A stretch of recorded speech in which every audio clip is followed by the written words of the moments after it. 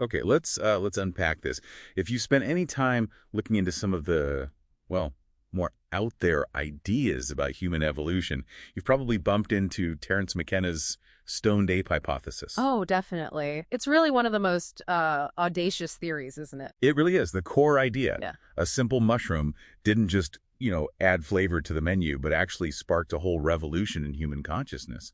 So today, yeah, we're diving deep into it. And what's so fascinating is McKenna himself, he was an ethnobotanist, a philosopher, and he proposed this really radical That is idea. really radical. Yeah, suggesting psilocybin mushrooms were maybe the keystone, the missing piece, explaining that sudden burst, the creative explosion in human abilities. It's just to bridge this gap we see in conventional evolutionary thinking. So let's get into his actual hypothesis. How did this supposedly work? It starts with the environment changing, right? Exactly. Picture this. Early hominids, maybe Homo erectus, moving out of shrinking forests onto the African grasslands. Following the herds, like cattle. Precisely, following these large herbivores. And what grows really well on cattle dung? Psilocybe cubensis. The mushrooms. Bingo. So McKenna theorized they just stumbled upon them. Yeah. An easy food source right there in their path. Makes sense. Opportunistic foraging. And this encounter, he argued, wasn't just a snack. It acted as an evolutionary catalyst, maybe starting as far back as 2 million years ago.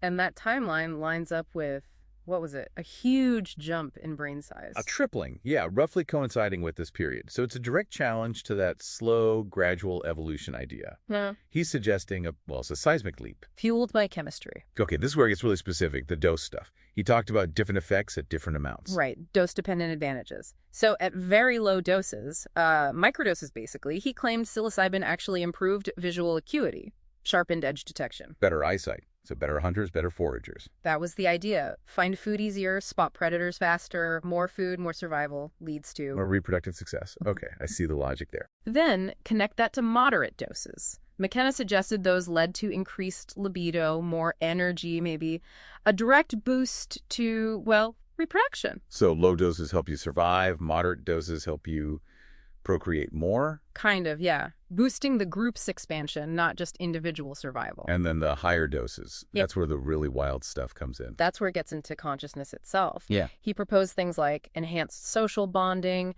maybe even group ecstatic or sexual activities, which could mix the gene pool more effectively. Okay. And crucially, he thought it stimulated the language-forming parts of the brain. He had this idea about synesthesia, hearing colors, seeing sounds. Yeah. He thought maybe that could have linked sounds to mental images, kind of kickstarting symbolic language. Wow, linking sounds to meaning through a psychedelic experience. That's imaginative. It is. And then the peak experiences, the really high doses, he believed those led to ego dissolution, the breakdown of the individual self, leading to humanity's first religious impulse. The birth of spirituality. Yeah. And abstract thought. Exactly. Philosophy, art, culture, all potentially rooted, in his view, in these profound psychedelic journeys. It really makes you wonder, could our deepest human traits have such strange origins? It's a staggering thought. Now, obviously, you hear this and think, okay, sounds pretty wild. Yeah. And it absolutely challenges standard science. But people who support it point to some things, Oh, right? sure. Circumstantial arguments. They do. There's the creative explosion itself. That period, maybe 40,000 to 100,000 years ago, where we suddenly see this flourishing of art, complex tools, symbolism. Yeah, the cave paintings, intricate burials. Right. It's a bit of a puzzle in standard evolution, why the sudden takeoff. McKenna's theory offers one potential explanation, however unconventional. And what about modern science? Does any of it back up the types of effects he described? Well, interestingly, yes, to some extent. Modern psychopharmacology studying how these drugs affect the brain now shows psilocybin can enhance visual perception in some tests, boost creativity, increase feelings of social connection, and notably, increase trait openness. Openness, like being open to new ideas. Exactly. Receptiveness to new experiences, imagination, which is often linked to creativity. So while it absolutely doesn't prove the stoned ape theory, It lends some plausibility to the kinds of changes he was talking about. precisely, it shows the chemical can have effects in those domains. And the theory itself has kind of evolved too, hasn't it? I heard about a new stoned ape theory. That's right. Bobby Azarian proposed a tweak. One big criticism of McKenna's original idea was how these psychedelic-induced changes could become genetically inherited. That sounds a lot like Lamarckism. Which is scientifically discredited, yeah. The idea you pass on acquired traits. Right. So Azarian shifted the mechanism. He suggests the benefits weren't genetic, but spread culturally, like worldview shifts that caught on, shared through imitation and experience, almost like they went viral in early societies. Ah, so it's about cultural transmission, not genetic mutation. Yeah. That sounds maybe a bit more plausible scientifically. It definitely addresses that major Lamarckian critique. But, we have to be clear about the scientific consensus here. Right. Largely dismissive of the original theory. The main reasons are still the lack of direct, concrete evidence. No fossilized mushroom traces in skulls, for example. Right, no smoking gun. No. Plus, accusations that McKenna maybe misinterpreted some earlier research, and still that fundamental issue of heritability in the original version.